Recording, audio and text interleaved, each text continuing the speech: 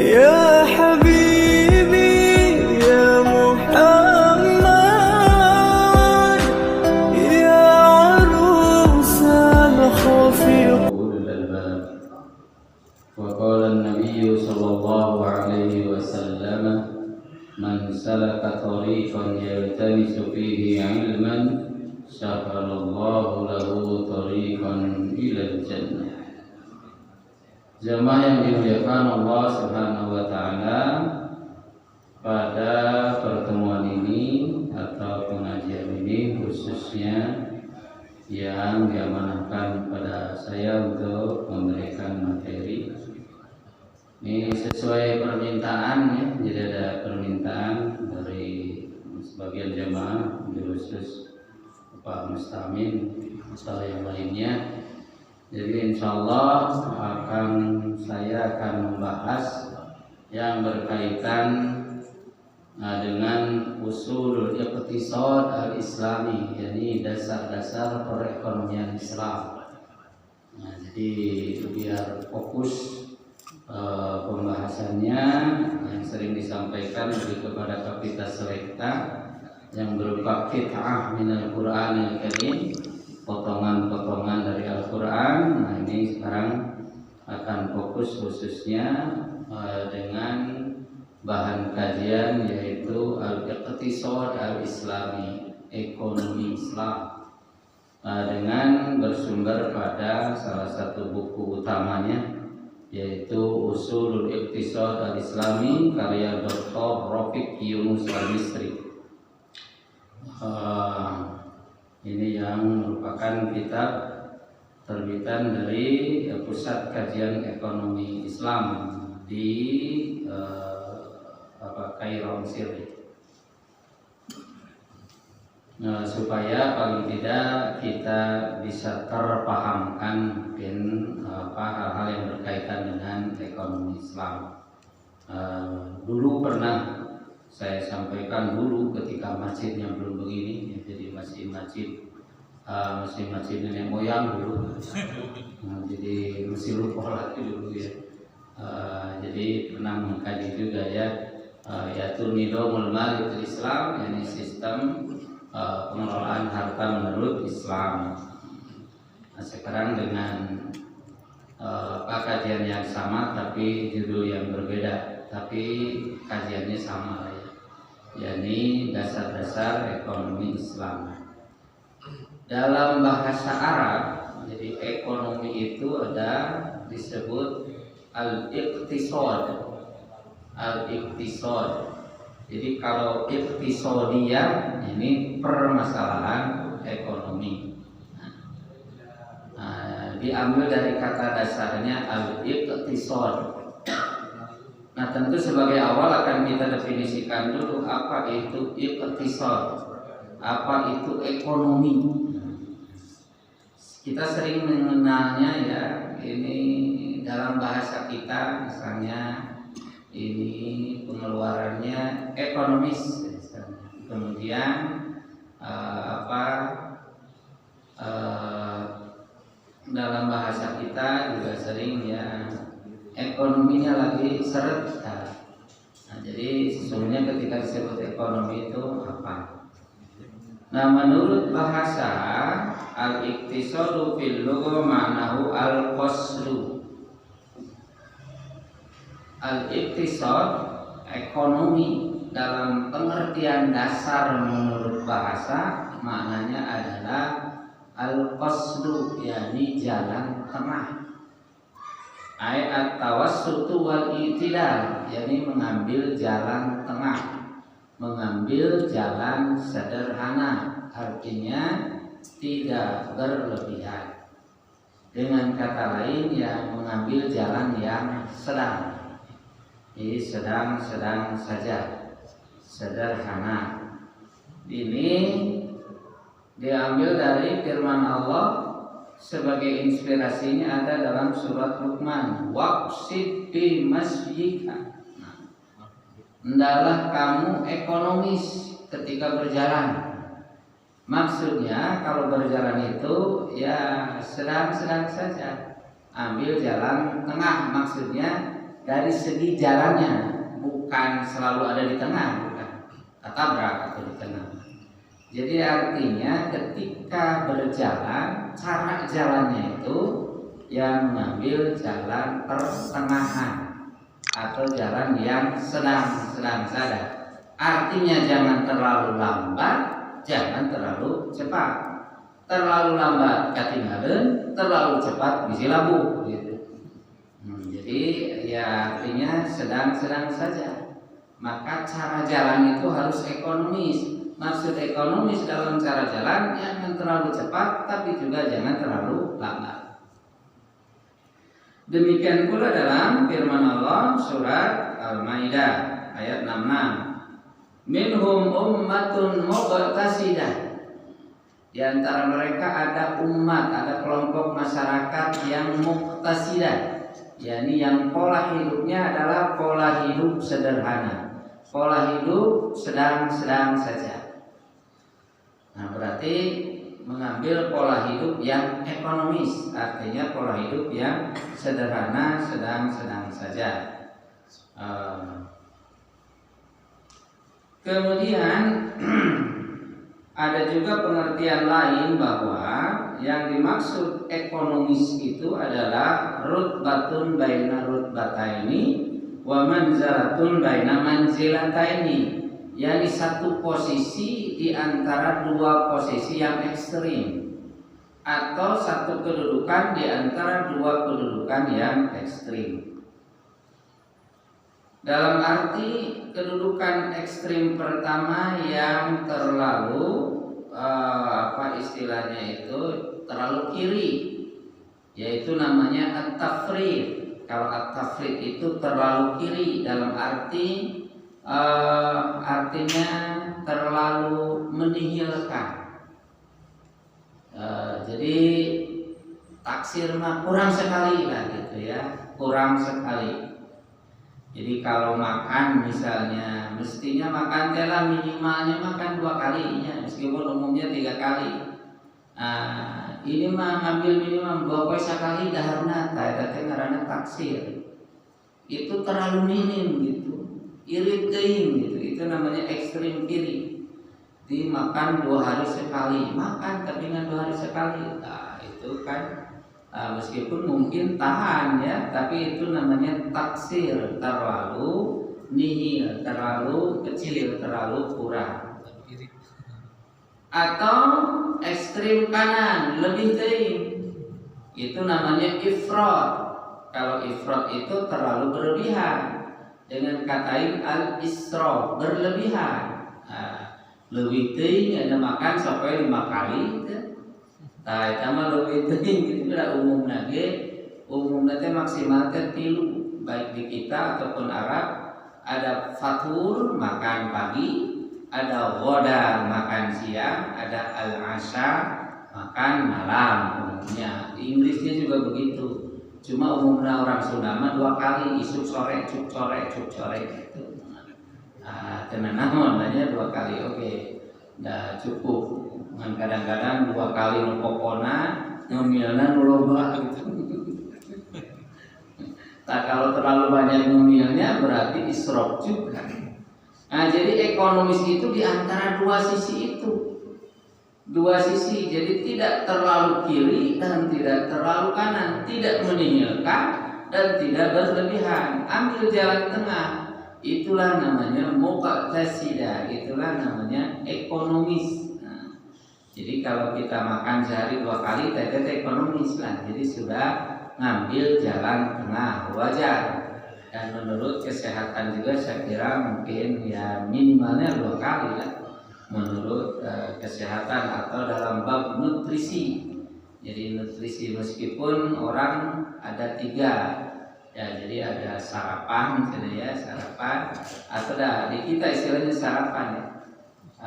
Kalau Arab ada makan pagi namanya fatur, makan siang namanya ghoda, makan malam namanya asya, malam. Cuma cek dokter sana jadi harus nama makan teh malam, jangan melebihi terbitnya matahari, gitu. Harus nama sebelum terbit matahari. Tapi udah susah juga ya, kadang-kadang nyebrang gitu. Kadang-kadang ini beratnya. Ya itu, jadi itu pada dasarnya ya. Jadi pengertian lain dari ekonomi itu rutbatun baina rutbataini atau manzalatun baina manzalataini, dalam arti bainat tafrid wal ifrad. Jadi at-tawassut ngambil jalan tengah, tidak tafrid, tidak meninggalkan, dan tidak ifrad, tidak berlebihan. Termasuk dalam apa saja ya, karena ini masih umum. Termasuk dalam penggunaan air juga. Kalau kita wudhu, nah itu dalam penggunaan air juga harus ekonomis. Jadi jangan berlebihan. Nah, mentang-mentang banyak air, gor gitu, wah, itu mau sampai 2 ember gitu wudhu, wah itu berlebihan ya. Jadi sewajarnya saja, itu sekiranya mencukupi menurut ukuran menurut ukuran normal. Jangan berlebihan, jangan juga terlalu menihilkan. Jadi sangat tergantung kondisi. Ya, dengan demikian, apalagi kalau airnya kurang ya, jangan berlebihan. Sama saja juga dalam hal lain juga, dalam berpakaian juga sama ya. Jadi bainal ifrat wa tafrid, jangan berlebihan. Maka ambil jalan tengah. Nah, kalau jalan tengah itu namanya ekonomis. Nah, jangan berlebihan. Kadang-kadang kita berlebihan ya, pakaian ke lemari luar gitu. Jadi kita pakai numpuk begitu. Ibu-ibu mau seragam deui gitu. Tiap pertemuan seragam wis numpuk eta pakaian gitu.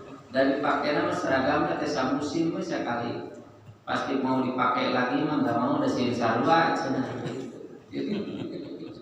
Ieu bapak-bapak ieu jarang ngais seragam tah. Ieu majelis taklim ibu-ibu bisa barangkali seragam.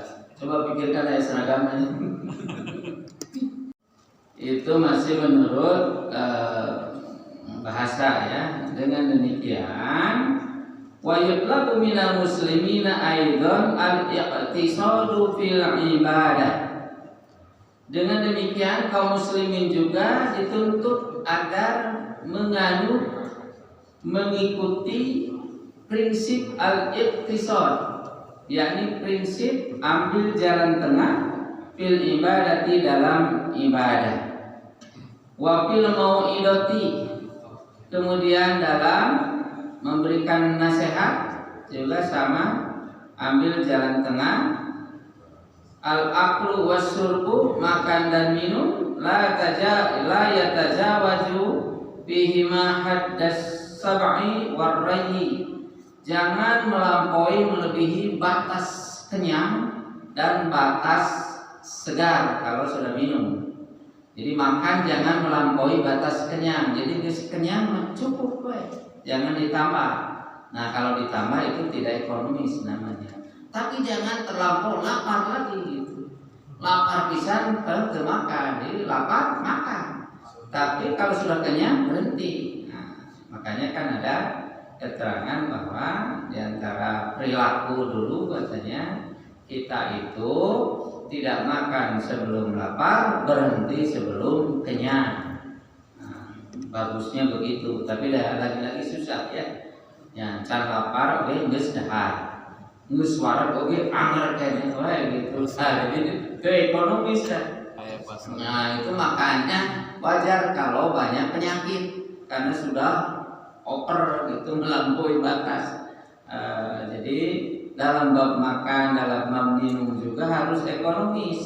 Jadi tidak melampaui batas kenyang dan tidak melampaui, kalau minum tidak melampaui batas segar. Kalau minum kan segarnya. Nah, jadi kalau sudah cukup minum merasa segar, minum udah. So, kalau terus banyak minum, wah kayak minum gitu, lambung dengan minum gitu nantinya kembung. Wah, paling tidak jadi ya buang air terus, geser gitu, buang air terus karena banyak ting minumnya. Tapi juga ya sederhana, makanya sakit itu cukupnya perlu digagen.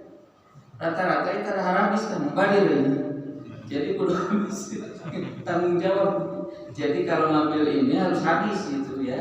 Karena ini tidak melampaui lah ya, cukup lah gitu. Sebab kalau tidak itu terbuang itu mubazir. Ya, ekonomis itu ya kira-kira cukup saja lah gitu. Tadi dalam bab ibadah juga begitu. Ibadah itu ambil jalan tengah, maksudnya karena hidup itu kan terbagi ya. Jadi tidak habis hari itu ibadah. Di subuh sampai ke subuh itu ibadah gitu. Yang lainnya urusan muamalahnya tidak. Nah, yang penting makan katanya.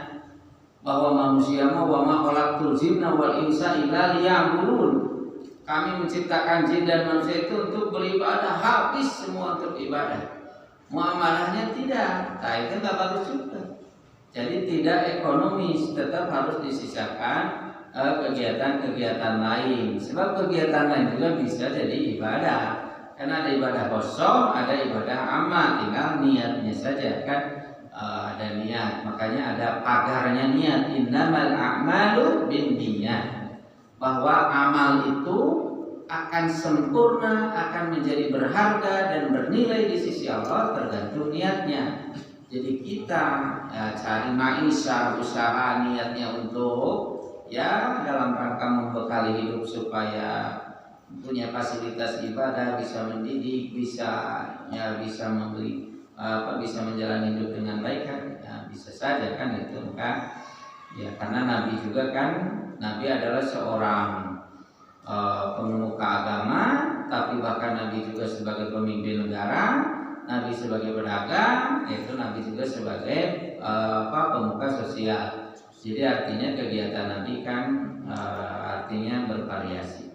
Makanya ini ekonomis itu ambil jalan tengah itu ya ini karena menurut bahasa maka menjadi luas. Termasuk dalam makan dan minum yang tadi ini prinsipnya firman Allah dalam surat Al-A'raf ayat 31 ya. Wa kulu washrabu wa la tusrifu innahu la yuhibbul musrifin. Wa kulu washrabu wa la tusrifu. Silakan kalian makan, silakan kalian minum, silakan. Tapi ada pengikatnya, pengendalinya. Wala tusrifu, jangan berlebihan. Innahu la yuhibbul musrifin, karena sesungguhnya Allah tidak suka pada orang-orang yang berlebihan.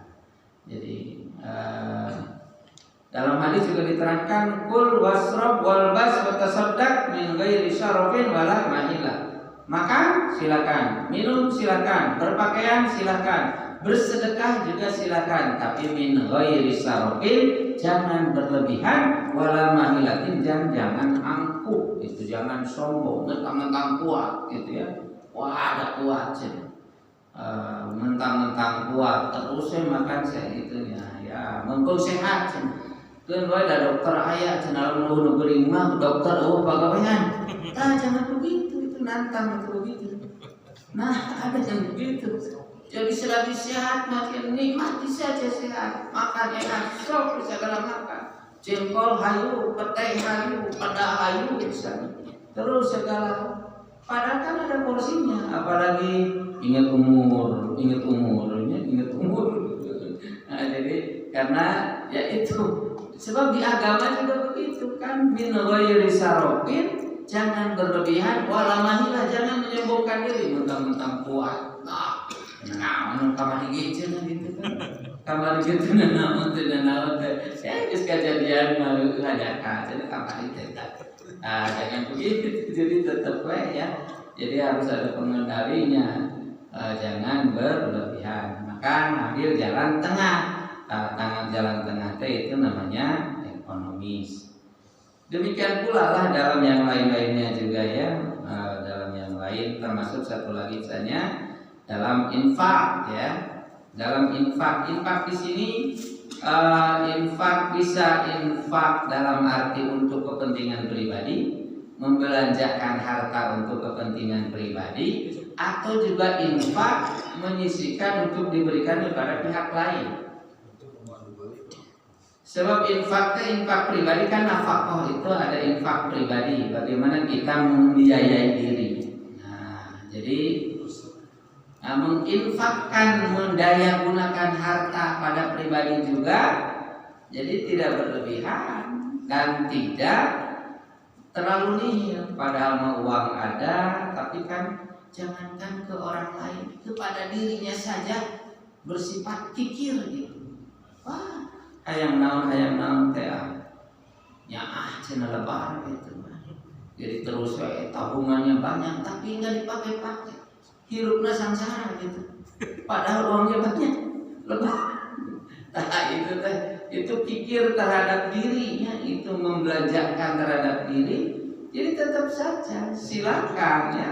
Artinya berikan nutrisi untuk diri kita. Jadi boleh kita enak, itu boleh. Karena pada dasarnya manusia itu punya kecenderungan untuk taladud. Ya taladud yang memanjakan diri. Kayak makan enak misalnya, kenapa ayam mah gitu. Jadi jangan misalnya makan setiap hari padahal ada gitu ya. Makannya jeung gepuk we, gep-gurupuk gitu. Bala-bala jeung bala-bala gitu. Aya asin dijieun 3 poe misalnya. Padahal mah ada tadi kita pikir. Jadi beri terhadap diri saja. Jadi infak terhadap diri juga ya harus sepadan saja. Jadi kita makan, kita untuk mengenakan diri boleh. Yang penting tadi tidak boleh berlebihan. Tidak boleh berlebihan. Jadi jangan terlalu menihilkan, terlalu kikir, jangan berlebihan. Ambil jalan tengah. Artinya sewajarnya saja gitu. Atau infak kepada orang lain. Kan kalau infak kepada orang lain maka kesananya wa anfiqu min thayyibati ma razaqnakum, pakai min. Berikan infak.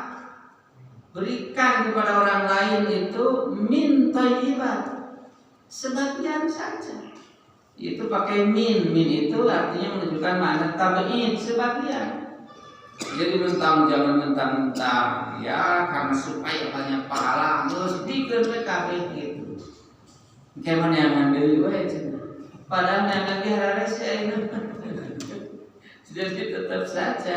Jadi enggak mentang-mentang karena supaya dapat pahala banyak, wah udah aja infakkan.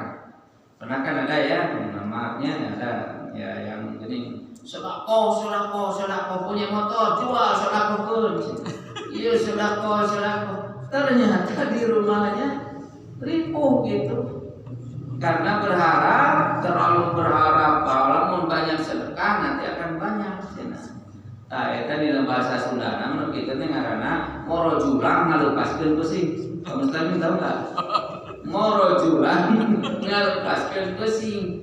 Jadi artinya mama mengejar sesuatu yang lebih itu bari belum tentu, mengejar sesuatu yang lebih bari belum tentu. Sementara ini yang kebutuhan pokok dilepas gitu, enggak. Jadi tetap saja infak mah sebagian. So rata-rata dalam infak mah pakai mimma. Surat Baqarah juga gitu. Wa mimma razaqnahum yunfikun. Wa mimma sebagian saja.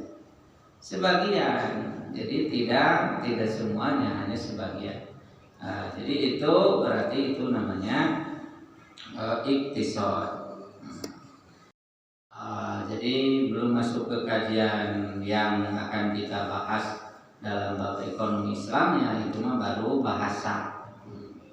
Tapi ya dari bahasa juga kan berimplikasi bagaimana kita dalam berperilaku ini, baik perilaku ibadah, vertikal atau muamalah, tetap semuanya berlaku prinsip iktisad, prinsip ekonomis. Ya, maksud ekonomisnya tadi yaitu al-iqtidar wa tawassut. Jadi mengambil jalan tengah dan mengambil jalan sewajarnya gitu. Jadi tidak berlebihan. Sedangkan menurut istilah idil iktisadu bimaknahul istilahi, menurut istilah istilah khususnya dalam hal ini dalam bab ekonomi, maka tentu menurut istilah itu dibatasi ala dirasati sulukil insan fi idaratil mawaridi an-nadirati wa tanmiyatiha li isbahi hajatihi. Jadi suatu kegiatan yang dikaitkan dengan masalah perilaku manusia dalam hubungannya dengan pengelolaan sumber daya yang dimiliki, lalu mengembangkannya untuk kebutuhan hidup. Jadi dengan kata lain adalah ekonomi itu artinya aktivitas-aktivitas, upaya-upaya yang ditujukan untuk mengelola sumber daya yang dimiliki, lalu mengembangkannya dalam rangka memenuhi kebutuhan hidup. Jadi dengan demikian maka ekonomi itu lebih kepada perilakunya apa? Yaitu perilaku untuk mengelola sumber daya yang dimiliki. Mengelola sumber daya lalu mengembangkannya untuk apa? Yaitu untuk memenuhi kebutuhan hidup kita. Jadi dengan demikian maka menjadi lebih spesifik. Kalau ekonomi menurut istilah itu lebih spesifik, jadi tidak meluas tadi ke urusan makan, ke urusan ibadah, ke urusan infak, ke urusan cara berjalan. Jadi ini lebih dikaitkan pada al-mawari, sumber daya yang dimiliki. Nah, kemudian bagaimana mengelolanya, bagaimana mengembangkannya dalam rangka memenuhi kebutuhan. Nah, biasanya secara umum kalau sumber daya di sini lebih kepada yaitu al-amwal, harta ya. Jadi sumber daya yang dimilikinya harta, baik harta yang terukur ataupun yang tidak terukur. Jadi dalam hal ini tidak harta dalam arti uang saja. Jadi sumber daya alam juga ya ini termasuk harta. Ya air juga kan air ya. Air itu kan termasuk kekayaan yang menjadi kebutuhan manusia. Ya termasuk listrik juga, energi kan itu menjadi mawari, menjadi sumber daya yang harus dimanfaatkan. Nah, bagaimana cara mengelolanya, bagaimana cara memberdayakannya, bagaimana cara mengaturnya supaya betul-betul bisa memberikan manfaat bagi kehidupan manusia dan bisa memenuhi kebutuhan. Maka dalam hal ini ekonomi secara istilah itu yaitu berkaitan erat dengan bihifdi mawarid. Jadi berkaitan erat dengan memelihara sumber daya. Ini satu, memeliharanya sumber daya yang dimiliki itu dipelihara, wa tanmiyatihi lalu dikembangkan. Nah, bahkan di sini diuraikan di antara sumber daya bahwa al-mauridul basari, ada sumber daya manusia, alladhi yu'addu minal maqasidis syar'iyyah al-khamsah, yang dianggap sebagai salah satu tujuan dari ajaran atau ajaran Islam secara umum. Sumber daya manusia, sumber daya manusia. Belum nanti sumber daya alam atau perangkat hidup lainnya. Ini termasuk juga merupakan ruang lingkup kajian ekonomi. Pertama, sumber daya manusia. Dalam Islam sumber daya manusia itu harus dikelola, harus diatur, harus diarahkan untuk memenuhi maqasidus syar'iyyah, tujuan hukum. Tujuan hukum dalam Islam itu, tujuan hukum itu, kenapa hukum dibuat, kenapa hukum ditetapkan, maka ada namanya maqasid, ada tujuan utama dalam hukum. Satu, ada 5 ya tujuan hukum itu, ada 5. Satu, hifduddin, menjaga agama. Berarti bagaimana manusia itu didaya gunakan supaya terawat agamanya, supaya beragama dengan baik. Nah, jadi kalau ada orang tidak beragama, maka itu Islam tidak menghendaki. Jadi harus punya agama dan agamanya terawat, dikelola dengan baik supaya agamanya terawat. Nah, maka sesungguhnya ketika kita ngatur ini ya, ngatur bagaimana kehidupan di masjid, bagaimana supaya sholat berjamaah berjalan, bagaimana supaya orang ingin sholat di masjid itu bisa terpenuhi. Nah, ini sesungguhnya dalam rangka memanage supaya agama yang berkaitan, agama yang dianut oleh seseorang itu terawat betul, terpelihara. Nah, jadi ini sesungguhnya masuk wilayah ekonomi juga. Jadi dalam Islam termasuk ruang lingkup ekonomi, yaitu dalam rangka mengelola sumber daya manusia yang salah satunya menurut ajaran Islam yang berkaitan dengan manusia itu harus perhatikan agamanya, harus terjaga betul agamanya. Lamun aya mengaku Islam tapi agama na Islam tapi Islamnya, atau Islam KTP, Islam tapi enggak pernah melaksanakan ibadah, berarti tidak terjaga. Kemudian yang kedua hibdun nafsi.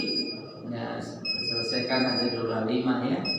Jadi dalam rangka mengembangkan sumber daya, memelihara sumber daya manusia, yaitu kriterianya disesuaikan dengan maqasid besarnya. 1 hibdun din, 2 hibdun nafsi, yaitu menjaga keutuhan dirinya.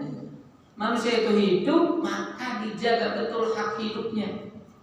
Bagaimana supaya hak hidupnya itu terjaga? Maka nggak boleh orang membunuh kan sembarangan, nggak boleh menyiksa begitu saja, nggak boleh menistakan, nggak boleh. Karena semua orang punya hak hidup, maka jaga bagaimana dimanage, bagaimana diatur, bagaimana dipelihara supaya kehidupan seseorang terjaga, nyawa lah gitu ya, nyawa seseorang tidak dapat terjaga. Nah, yang terjadi sekarang kan alhamdulillah min dzalik ya Allah gitu ya. Bagaimana begitu mudahnya kan Israel laknatullah alaih itu ya membabi buta itu kan ini karena mungkin ajaran mereka kan ya nggak tahu lah ajarannya apa ya. Nah, kalau Islam harus betul-betul terjaga. Jadi sumber daya manusia dijaga betul, nyawanya jangan sampai terancam, nyawanya jangan sampai itu hilang begitu saja. Kecuali kalau musibah kan, kalau musibah yang tidak terpikirkan, tapi selama masih bisa dikelola, bagaimana tetap dikelola dengan baik. Kemudian akluhu hibdul akli, yaitu akalnya. Karena Allah menciptakan manusia dengan bekal akal, maka dengan akal manusia bisa mikir, manusia bisa cerdas, maka bisa menciptakan teknologi. Berarti akalnya harus dipelihara. Maka disitulah dipelihara, dikelola. Nah, maka tidak boleh minum-minuman keras, kan? Tidak boleh merusak akalnya dengan heroin, tidak boleh merusaknya dengan ganja, tidak boleh dengan vodka, vodka dan kawan-kawan gitu ya, minuman keras, karena kan merusak. Ya merenung pelihara makan baygon gitu, kan sarwa gitu merusak akalnya. Karena ada juga ya istilahnya di itu mengatakan katanya ngelem ke aibon, jadi mabok gitu. Tuh kata gitu. Kayak gitu. Jadi harus dijawab wanasruhu, yaitu keturunannya. Makanya harus ada nikah. Nggak boleh kumpul kebo ya, nikah. Itu tuh dikelola dalam rangka menjaga sumber daya manusia. Yang terakhir maluhu hartanya.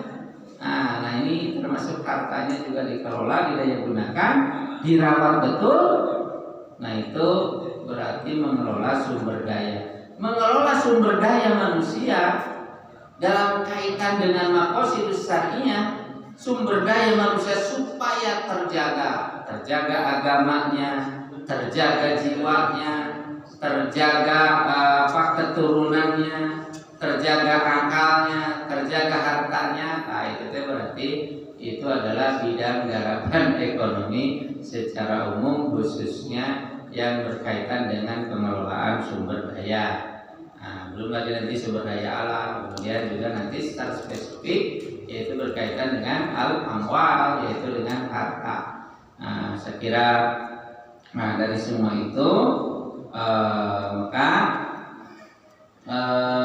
hal-hal yang sudah disampaikan barusan falikullin rutbatuhu wa baina rutabi insijamun wa ta'allufun, bahwa masing-masing itu punya rutbah, punya kedudukan, punya posisi.